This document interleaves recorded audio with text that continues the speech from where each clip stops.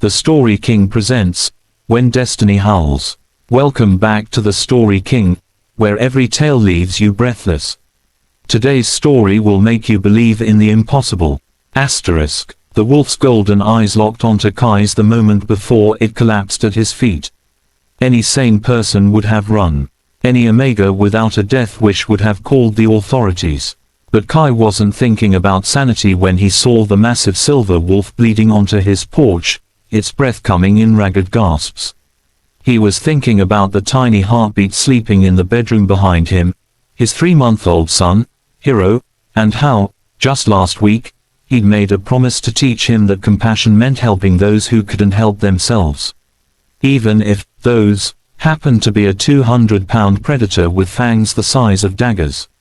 "You're going to get me killed," Kai muttered, already dragging his emergency medical kit from under the sink. His hands trembled as he approached the creature.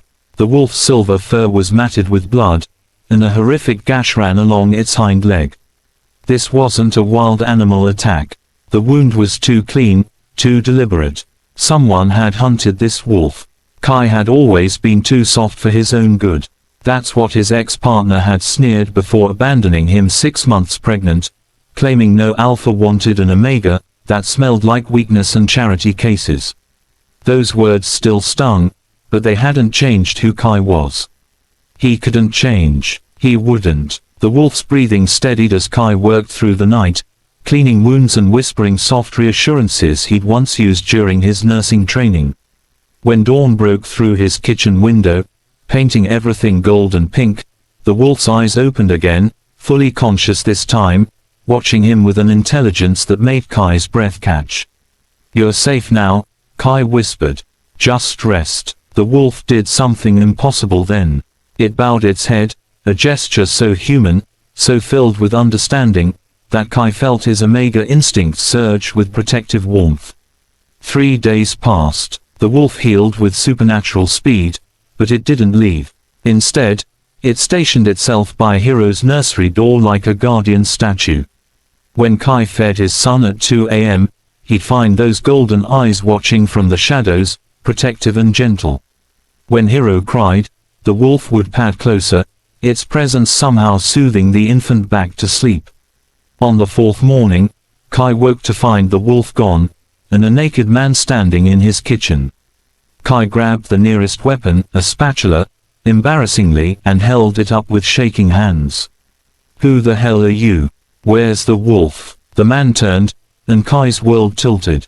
He was devastatingly beautiful in a way that hurt to look at, sharp jawline, silver hair that fell to his shoulders, and those same impossible golden eyes. But it was the aura radiating from him that made Kai's Omega instincts scream in recognition and terror. "Alpha, powerful, dangerous, asterisk. I am the wolf," the man said, his voice like distant thunder. "My name is Fenrir Silverclaw. I'm the Alpha King of the Northern Territories." Kai's spatula clattered to the floor. The Alpha King, the one whose name was whispered in fear and reverence. The ruler of the largest shifter pack in the hemisphere. The immortal warrior who'd supposedly killed his last 3 challengers with his bare hands. And Kai had bandaged him, scolded him for tracking blood on the carpet, fed him leftover chicken. "Oh God," Kai whispered. "I'm so dead." But Fenrir's expression softened in a way that contradicted every vicious rumor. "You saved my life, little Omega. I was ambushed by assassins, poisoned with silver and left to die. You took me in without hesitation." He stepped closer, and Kai couldn't move, couldn't breathe. "Why?" "Because." Kai swallowed hard. "Because you needed help." Something flickered in Fenrir's eyes, shock, maybe, or something deeper. "No one has shown me pure kindness in 3 centuries. Everyone wants something, power, protection, favor. But you." He reached out slowly, telegraphing his movement like Kai was the dangerous one, and gently touched Kai's cheek. "You asked for nothing." A cry erupted from the nursery. Kai immediately moved, instinct overriding fear, but Fenrir's hand caught his wrist. "You have a pup." It wasn't a question. Kai lifted his chin, defiant despite the power difference that could crush him like an insect. "My son." If you have a problem with that, I would die before letting harm come to him, Fenrir interrupted, intensity burning in his gaze. Both of you are under my protection now. That's not a request, little Omega. It's a vow. The next week shattered everything Kai thought he knew about alphas. Fenrir didn't leave. He couldn't, he explained. His enemies knew he'd been wounded, and they'd search everywhere. Kai's tiny apartment at the edge of shifter territory was the last place they'd look. So the Alpha King folded his massive frame onto Kai's lumpy couch, helped with midnight feedings, and looked at Hero with a reverence that made Kai's heart clench. He's perfect, Fenrir murmured one evening, holding Hero with surprising gentleness. The baby grabbed his finger, and the ancient Alpha's expression crumbled into something achingly vulnerable. I never thought what? Kai asked softly, that I'd ever be allowed to hold something so innocent, so pure. Golden eyes met his. Your son doesn't know I'm a monster. He just knows I'm warm and I'm here. You're not a monster, Kai said before he could stop himself. I've killed hundreds, Kai. To protect your pack, that's different. Kai sat beside him, close enough to feel his heat. You're good with him, patient, gentle. That's not something monsters do. Fenrir stared at him like he'd spoken in ancient tongues. Then slowly, carefully, he reached out and tucked a strand of hair behind Kai's ear. You're dangerous, little Omega. You make me want impossible things. Like what? Kai's voice came out breathier than intended. Like this. Fenrir leaned in, giving Kai every chance to pull away. When he didn't, their lips met in a kiss so tender, so devastatingly gentle, that Kai felt something inside him crack open. This wasn't the brutal claiming he'd experienced before. This was reverence, worship, promise. When they broke apart, Fenrir rested his forehead against Kai's. I will protect you both with everything I am. No one will touch your baby. Not while I draw breath. But paradise never lasts. The attack came on the seventh night. Kai woke to the sound of splintering wood and Fenrir's snarl. Not human, not quite wolf, but something primally terrifying. 5 shifters crashed through the apartment, their eyes gleaming with malice. Found you, your majesty, the lead assassin sneered. And look, you've grown soft, playing house with a lowly Omega and his.